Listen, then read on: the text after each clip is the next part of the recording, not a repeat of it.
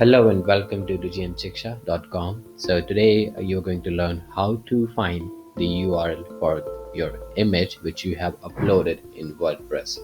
So it's a very simple way I'm going to tell you today. So what you need to do is you need to go to the media and click on the library. After clicking on the library, you are going to get all the images which you have uploaded in your WordPress. There are a lot of images you will find which you have uploaded in your WordPress. And suppose I need a URL for this image, which is social media. So I'll click on the image and I'll go into the added section of the image. And after going to the added section of the image, you need to check the URL of your page.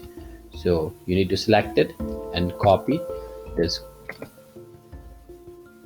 URL, and now you can paste it anywhere wherever you want this URL to be present in your profile, in your post, in your page, wherever you want.